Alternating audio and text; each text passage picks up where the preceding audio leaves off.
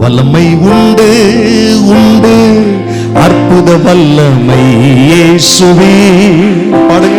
இரத்தத்தால் வல்லமை உண்டு உண்டு, அற்புத வல்லமை இயேசு கிறிஸ்துவின் இரத்தத்தினால். பாடுவோம். வல்லமை உண்டு உண்டு, அற்புத வல்லமை இயேசுவின் இரத்தத்தால் வல்லமை உண்டு. எல்லாரும் பாடுங்க. எல்லாரும் வாயை திறந்து சொல்லணும். இயேசு கிறிஸ்துவின் இரத்தத்தால். ஆமென். வல்லமை உண்டு உண்டு, அற்புத வல்லமை இயேசுவின் இரத்தத்தால் வல்லமை உண்டு. எல்லாரும் கைத்தட்டி ஆமென். பொழிந்திடும் வல்லமை உன்னதத்தின் ஆவியின் வல்லமை, அக்கினியின் வல்லமை பொழிந்திடும் உன்னதத்தின் ஆவியின் அக்கினியின் மாம்சமான யாவர் மேலும் ஆவியை ஊற்றுவேன் என்றீ. ஆமென். மாம்சமான ஆமென் ஆவியை முப்பர் வாலிபர் யாவரும் தீர்க்க தரிசனம் சொல்வாரே. முப்பர் வாலிபர் ஆமென் தீர்க்க தரிசனம். எல்லாரும் கையை தட்டி சொல்லுங்க. பொழிந்திடும் வல்லமை உன்னதத்தின் ஆவியின் வல்லமை, அக்கினியின் பொழிந்திடும் வல்லமை உன்னதத்தின் ஆவியின் வல்லமை. எல்லாரும் சொல்லுங்க. பொழிந்திடும் வல்லமை, வல்லமை, அற்புத வல்லமை, பரலோக வல்லமை ஒவ்வொருவர் மேல இறங்கட்டும். பொழிந்திடும் வல்லமை. ஹல்லேலூயா ஹல்லேலூயா ஹல்லேலூயா ஹல்லேலூயா. நல்ல கையை தட்டி கர்த்தரிடத்துல கேளுங்க. உன்னதத்திலிருந்து வருகிற வல்லமை. ஆமென். பைபிள் சொல்லுகிறது உன்னதத்திலிருந்து ஆவி ஊற்றப்படும் வரைக்கும் அப்படி இருக்கும். ஆவி ஊற்றப்படும் போது வறண்ட நிலம் வயல்வெளி ஆகும்.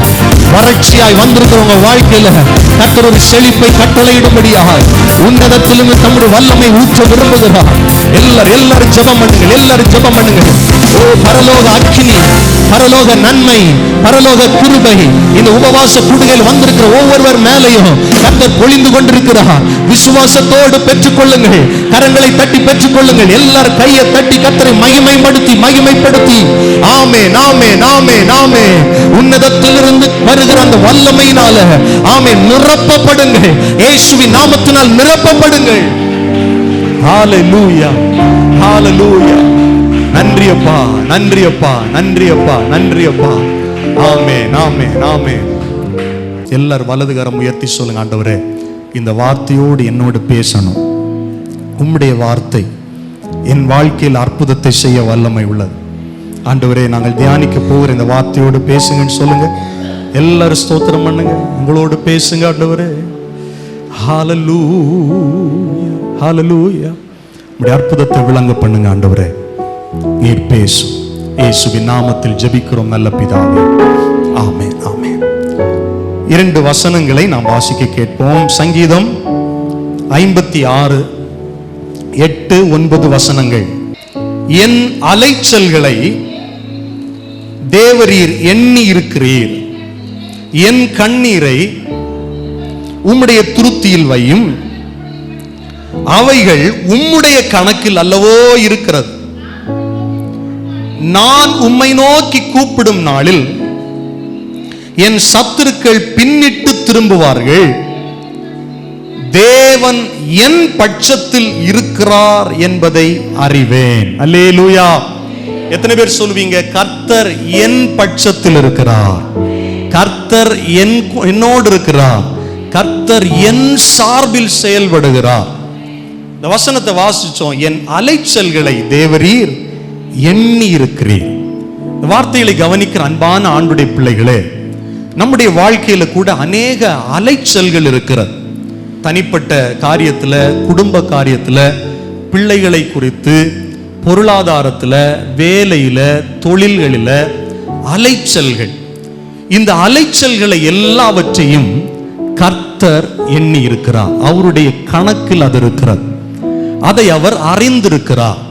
உங்களுடைய வாழ்க்கையில நீங்கள் படுகிற பிரயாசங்கள், நீங்கள் படுகிற அங்கலாய்ப்புகள், போராட்டங்கள், இவைகளை கர்த்தர் நன்கு அறிந்திருக்கிறார். இந்த வார்த்தைகளை எழுதின தாவீதுடைய வாழ்க்கையை நீங்கள் சற்று சிந்தித்து பார்த்தீர்கள் என்றால், தாவீதுக்கு யாராலே எல்லாம் அலைச்சல் வந்தது என்றால், சவுலினால அலைச்சல் வருகிறது. செய்யாத குற்றத்துக்கு பொறாமையினால தாவீதை சவுல் துரத்துகிறார். அநேக நேரத்தில் நம்ம வாழ்க்கையில கூட சில மனிதர்களால் நமக்கு அலைச்சல் வருகிறது. சிலர் நம்மேல் பொறாமை கொண்டு சில மந்திரவாதம் செய்கிறாங்க, சில ஏவல்கள் செய்கிறாங்க. இல்லைன்னா நம்ம வாழ்க்கையில அவங்க மனித சூழ்ச்சியினால சில பிரச்சனைகளை தந்து நம்மை அலைய வைக்கிறார்கள். தாவீது உயிருக்கு பயந்து ஓடுகிறான், அலைகிறான், ஓடுகிறான். ஒரு சூழ்நிலையில ஒரு ராஜாவிடத்தில் அடைக்கலமா போயிடலான்னு போகும்போது, யார் இது அப்படின்னு அறிந்து, தாவீது என்று அறிந்து, அவனாலே பிரச்சனை வருது. ஒரு பிரச்சனை போனா இன்னொரு பிரச்சனை. தாவீதுக்கு வேற யாரெல்லாம் அலைச்சல், யார் மூலமாய் அலைச்சல் வந்ததுன்னா, தன்னுடைய சொந்த குமாரன் மூலமாகவே அலைச்சல் வந்தது. சொந்த மகனாலே அலைச்சல் வந்தது. அதே போல இந்த சத்தத்தை கேட்கிற உங்க வாழ்க்கையில கூட உங்க குடும்பத்தாரால, உங்க பிள்ளைகள்னால, நீங்கள் நேசிக்கிறவர்கள்னால கூட சில நேரத்தில் அலைச்சல்கள் வரலாம். இவைகள் எல்லாவற்றையும் கர்த்தர் தன்னுடைய கணக்கில் வைத்திருக்கிறார். இவைகள் எல்லாவற்றையும் கர்த்தர் அறிந்திருக்கிறார். தாவீதுக்கு இருந்த ஒரு நல்ல குணம் என்னன்னா, மனிதர்களினாலும் பிசாசினாலேயும் குடும்பத்தினாலேயும் அவனுக்கு பிரச்சனை வரும்போது எல்லாம் அவன் தேவனை மாத்திரம் சார்ந்து கொண்டான். அவனுக்கு இந்த வார்த்தைகள் மூலமாக நல்லா விளங்குது. தாவீதுக்கு அந்த அறிவு இருக்கிறது. என் அலைச்சலை மனுஷன் புரிந்து கொள்ள மாட்டான். சில நேரத்தில் பாருங்க, சொந்த மனைவியே கணவருடைய அலைச்சலை புரிந்து கொள்ள மாட்டார்கள். சொந்த கணவரே மனைவியுடைய அலைச்சலை புரிந்து கொள்ள மாட்டார்கள். பிள்ளைகள் பெற்றோருடைய அலைச்சலை புரிந்து கொள்ள மாட்டார்கள். அந்த பிள்ளைக்காகத்தான் காலையிலிருந்து ஈவினிங் வரைக்கும் அலைவோம். ஒவ்வொரு நாள் அங்கிங்கும் ஓடுவோம். ஆனா பிள்ளைகள் புரிந்து கொள்ளாது.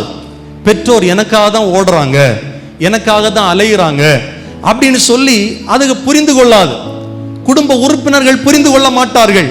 ஆனா தாவீது என்ன சொல்றாருன்னா, ஆண்டவரே, என் மகனுக்கு தெரியாம இருக்கலாம், என்னை துரத்துறவனுக்கு தெரியாம இருக்கலாம், என் எதிராளிக்கு தெரியாம இருக்கலாம், என் குடும்பத்துக்கு என் அலைச்சல் தெரியாம இருக்கலாம், ஆனால் என்னுடைய அலைச்சல் 100% உமக்கு தெரியும் ஆண்டவரே, அது எனக்கு போதும்.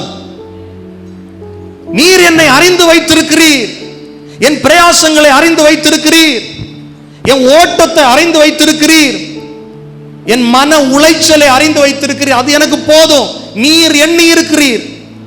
எத்தனை பேர் இதை நம்புறீங்க? உங்க ஓட்டத்தை, உங்க அலைச்சலை கர்த்தர் எண்ணி இருக்கிறார், அறிந்திருக்கிறார். உங்க பிரயாசத்தை அறிந்திருக்கிறார். தனிமையா நீங்க பட்ட சஞ்சலம், தனிமையா நீங்க பட்ட பிரயாசம்.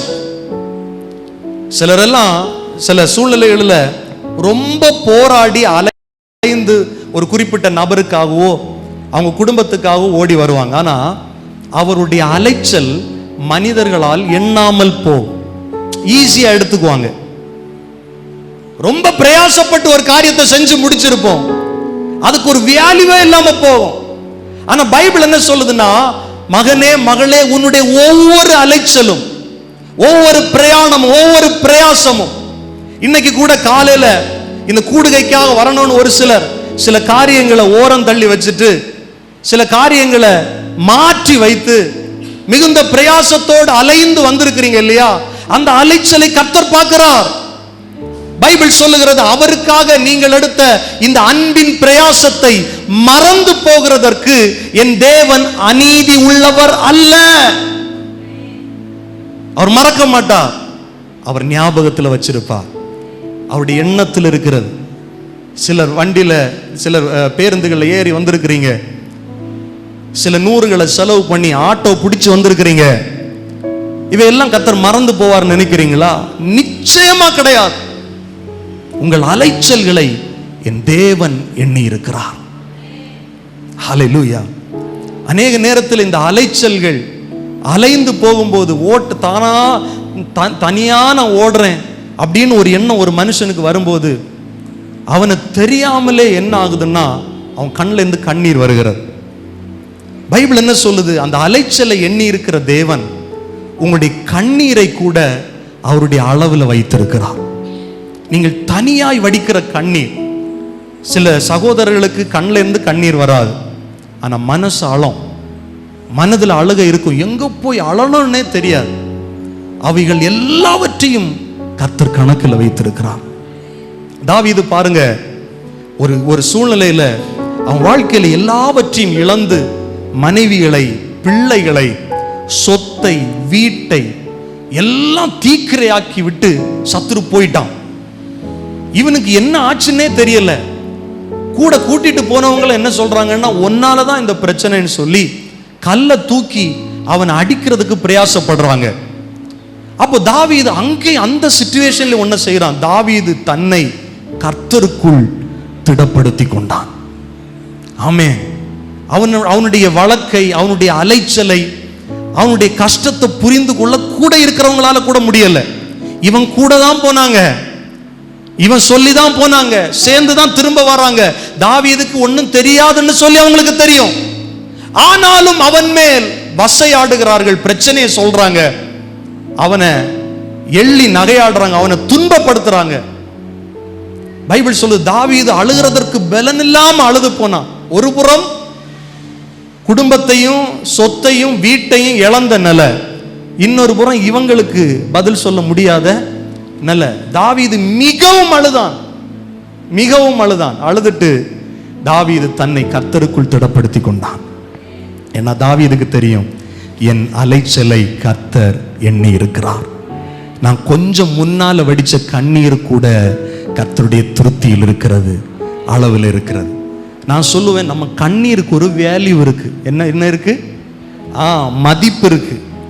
ஆமே. உங்களுக்கு தெரியுமா, நீங்க உங்க வாழ்நாளில் இவ்வளவு லிட்டர் கண்ணீர் வடிச்சிருக்கிறேன் அப்படின்னு உங்கள்கிட்ட அளவு இருக்கா? யாராவது சொல்ல முடியுமா? நிச்சயமா இல்லை, நிச்சயமா இல்லை. ஆனா கர்த்தர்கிட்ட அந்த கணக்கு இருக்கு. நீங்க வடிச்ச கண்ணீர் கர்த்தர்கிட்ட இருக்கு. கர்த்தருக்கு அந்த அழுகையின் வேல்யூ தெரியும். ஏன்னா லாசருடைய இழப்பு வீட்டில் அங்கிருந்தவர்கள் எல்லாம் அழுத போது பைபிள் சொல்லுது, இயேசுவும் கண்ணீர் விட்டார்.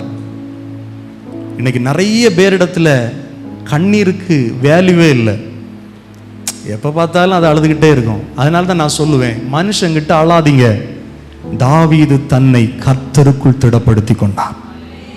ஹல்லேலூயா, ஆமென், ஹல்லேலூயா.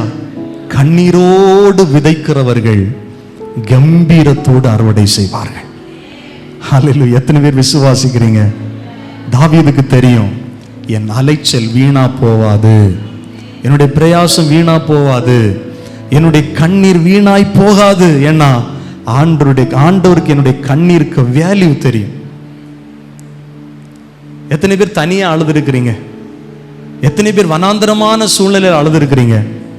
யாருமே பார்க்கலன்னு நினைக்கிறீங்களா? கர்த்தர் பார்க்கிறார். கர்த்தர் உங்கள் வேதனைகளை அறிந்திருக்கிறார்.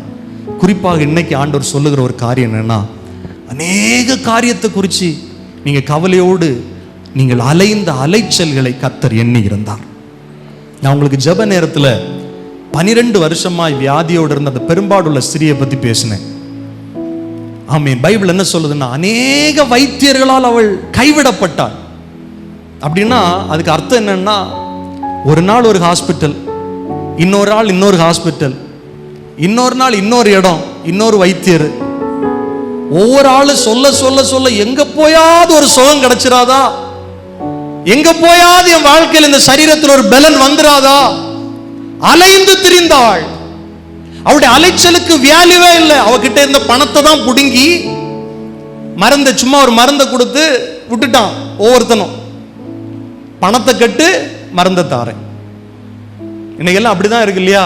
பணத்தை கட்டுனாதான் ஆபரேஷன், பணத்தை கட்டுனாதான் மருத்துவமனையில் அனுமதி. அநேக வைத்தியர்களால் கைவிடப்பட்டாள், அலைந்து திரிந்தாள், அலைஞ்சு அலைஞ்சு பார்த்து ஒரு பிரயோஜனம் இல்லை. ஆஸ்திகள் எல்லாவற்றையும் செலவழித்தாள். ஆனா கடைசி நம்பிக்கை அவளுக்கு ஒன்னே ஒன்று இருந்தது. அவருடைய வஸ்திரத்தின் ஓரத்தை, இயேசுடைய வஸ்திரத்தின் ஓரத்தை தொட்டாகிலும் நான் என்ன பண்ணுவேன்? சுகம் பெறுவேன். அவருடைய அலைச்சல் எல்லாவற்றையும் அறிந்தவர் இயேசு. ஆமே. அவளை இன்னும் நான் அலைய வைக்க நான் விரும்பல. இன்னும் போய் வாம, நாளைக்கு வா பார்க்கலாம், நாளை கழிச்சு வா பார்க்கலாம், இன்னும் 10 பிளட் டெஸ்ட் எடுத்துட்டு வா பார்க்கலாம், இன்னும் 2 ஸ்கேன் எடுத்துட்டு வா பார்க்கலாம். அவளை அலைய வைக்கல. என் ஆண்டவர் அலைய வைக்கல, என் இயேசு அலைய வைக்கல. நம்பிக்கையோடு விசுவாசத்தோடு நாம சில நேரத்தில் எடுக்கிற பிரயாசங்கள், அலைச்சல்கள், இந்த அலைச்சல்ல ஒரு நன்மை வந்துடும், இந்த பிரயாணத்துல ஒரு நன்மை வந்துடும், இந்த முயற்சியில ஒரு நன்மை வரும்னு சொல்லிட்டு ஒவ்வொரு அலைச்சலுக்கு பேக்ரவுண்ட்ல ஒரு நம்பிக்கையோட தான் போறோம். ஆனா திரும்ப வரும்போது நிறைய நேரத்துல தோல்வி அடைந்து வந்து விடுகிறோம். இங்க பாருங்க, இவ்வளவு நிறைய போயிட்டு அலைஞ்சு அலைஞ்சு திரும்ப வந்துட்டா. ஆனா ஒரு நம்பிக்கை, இயேசு இடத்துல போனா அவர் என்ன திரும்ப சும்மா அனுப்ப மாட்டார்னு நம்பிக்கையோட அவருடைய வஸ்திரத்தின் ஓரத்தை தொட்டா. வேதம் சொல்லுகிறது, அவரை அறியாமலேயே ஒரு வல்லமை அவரிடத்திலிருந்து பாய்ந்து சென்று ஒரு நொடி பொழுதுல, நான் சொல்லுவேன், இயேசுவை தேடி வந்திருக்கிற உங்களுக்கு இனிமேல் கர்த்தர் அலைச்சலை வைக்க மாட்டார். நீங்கள் இனி அலைந்து திரிவது இல்லை. நம்புறவங்க மாத்திரம் கை தட்டுனா போதும். ஏசப்பாவுக்கு, எனக்கு கை தட்டாதீங்க. ஏசப்பாவுடைய வார்த்தைக்கு நம்பி கையை தட்டுங்க. அவளை கர்த்தர் திரும்ப அலைய வைக்கவே இல்லை. ஒரு நொடி பொழுதுல சுகத்தை கொடுத்தார். ஏன்னா அவளுடைய பாஸ்ட் ஆண்டவருக்கு தெரியும். அவ எத்தனை ஹாஸ்பிட்டலுக்கு போனா, எத்தனை டாக்டர்ஸை தேடி போனா, எவ்வளவு ஊர் விட்டு ஊர் போனா, எல்லாம் அவருக்கு தெரியும். இங்க வந்திருக்கிறீங்க பாருங்க, நீங்க பட்ட எல்லா அலைச்சலும் கர்த்தருக்கு தெரியும். உங்க குடும்பத்திற்காக, உங்க வாழ்க்கைக்காக நீங்க எவ்வளவு ஓட்டம் ஓடுனீங்க, யாரெல்லாம் தேடி போனீங்கன்னு தெரியும். இன்றைக்கு உங்களுடைய வாழ்க்கையில ஒரு விசுவாசத்தோடு, இனி நான் தேடி வந்திருக்கிற இந்த இயேசு என்ன இனி மனிதர்களிடத்தில் அலைய வைக்க மாட்டார், மற்ற மக்களிடத்தில் அலைய வைக்க மாட்டான், பணத்துக்காக மற்ற இடங்கள்ல போய் கையேந்தி நிக்க வைக்க மாட்டான், இந்த சரீரத்தில் ஒரு சுகத்துக்காக ஒரு மருத்துவரை தேடி அலைய வைக்க மாட்டார். அப்படின்னு நம்பிக்கை உள்ள எத்தனை பேர் இருக்கிறீங்க? ஆமீன் சொல்லுங்க. கர்த்தருடைய ஆவியானவர் சொல்றத நான் சபைக்கு சொல்லிட்டு இருக்கிறேன். உங்க நம்பிக்கை ஒரு நாள் வீண் போகாது. நிச்சயமாகவே இந்த அலைச்சலுக்கு ஒரு முடிவு உண்டு. ஹல்லேலூயா, ஹல்லேலூயா. நீங்க படுற அலைச்சலை கர்த்தர் எண்ணி இருக்கிறார். அவளை சமாதானத்தோடு போமான்னு சொல்லி அனுப்பினார். உன் வேதனை நீங்கட்டும். இவ்வளவு நாள் நீ அலைந்த அலைச்சல்னால வந்த வேதனை, மன உளைச்சல், அந்த வேதனை நீங்கட்டும். நீ சமாதானத்தோடு போ, சமாதானத்தோடு போ. இந்த வார்த்தைகளை கவனிக்கிற தேவனுடைய பிள்ளைகளே, உங்கள் கண்ணீருக்கு ஒரு வேல்யூ இருக்குங்க. நாம வடிக்கிற கண்ணீருக்கு வேல்யூ இருக்கு. கர்த்தர் பைபிள் சொல்லு, உபத்திரவப்பட்டவனுடைய உபத்திரவத்தை அவர் அற்பமா எண்ண மாட்டார். அந்த வார்த்தை ரொம்ப முக்கியம். இந்த உலகம் அற்பமா எண்ணும். ஒரு மனுஷன் உபத்திரவத்தில் இருந்தா, ஒரு மனுஷன் பிரச்சனையில் இருந்தா, உலகம் அவர்களை அற்பமாகத்தான் எண்ணும். ஒரு மனுஷன் கண்ணீரோடு இருந்தா, உலக மனுஷன் அவனை அற்பமாகத்தான் எண்ணுவான். இயேசு அந்த பெரும்பாடுள்ள ஸ்திரியை அற்பமா எண்ணல. உங்களுக்கு தெரியுமா, பெரும்பாடுள்ள ஸ்திரீ அந்த காலத்துல அவள் தீட்டு உள்ளவள். அவள் ஜனங்களுக்கு நடுவில் அப்படியெல்லாம் ஈஸியா வந்துட முடியாது.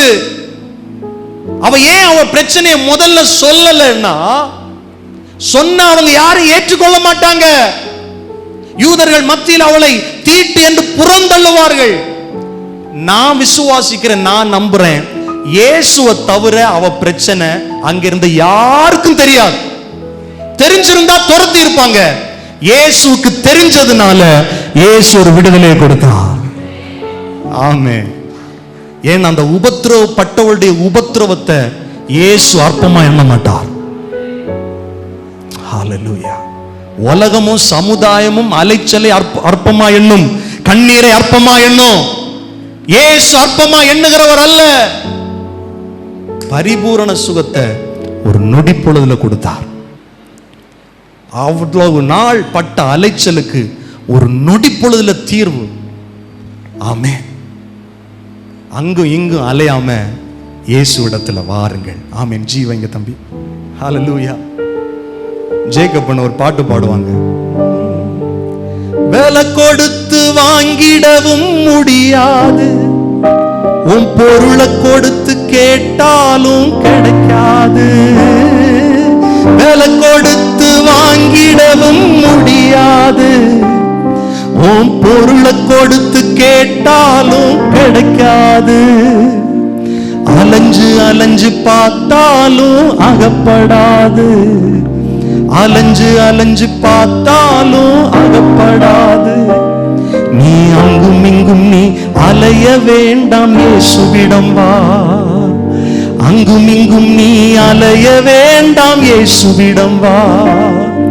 இயேசு உனக்கு தந்திடுவா, அதை இலவசமாய் தந்திடுவா. எங்கெங்கோ ஓடாதே நண்பனே, எங்கெங்கோ ஓடாதே நண்பனே.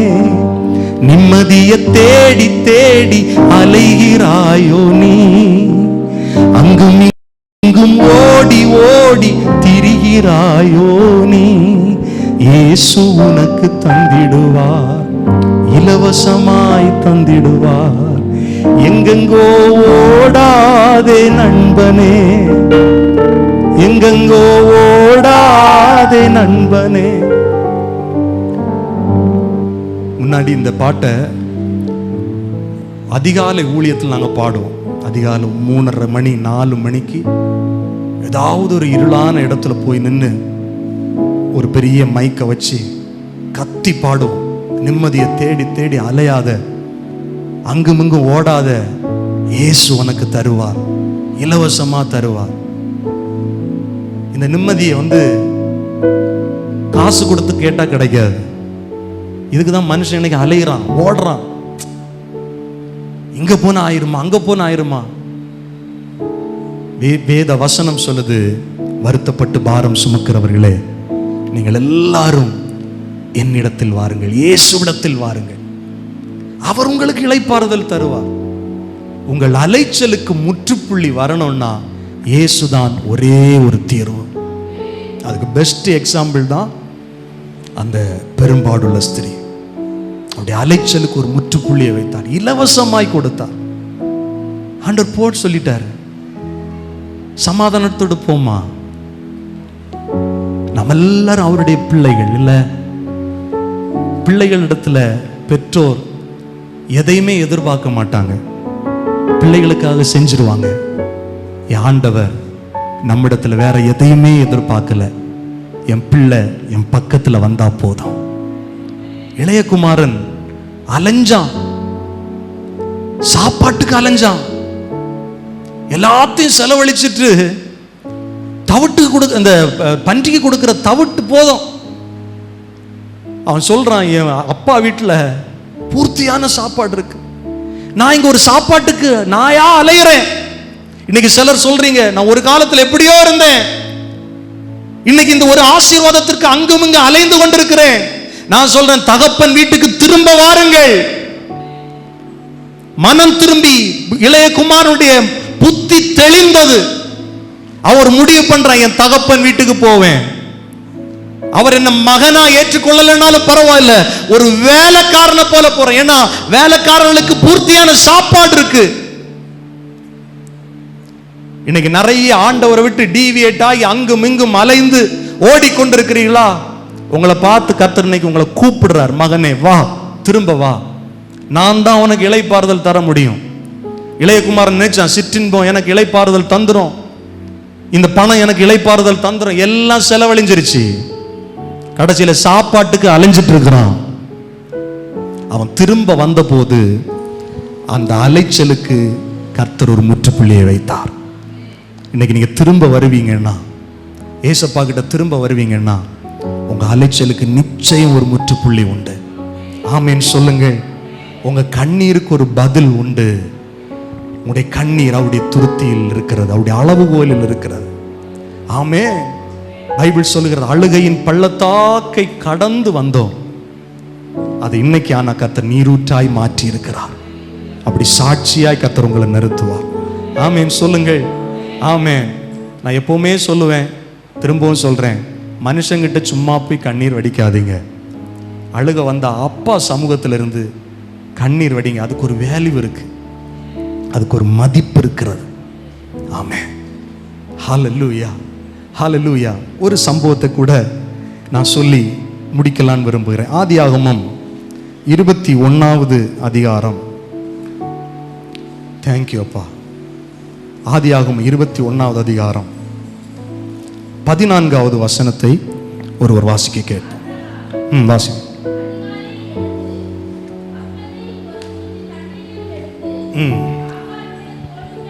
வைத்து பிள்ளையும் ஒப்பு கொடுத்து அவளை அனுப்பிவிட்டான்.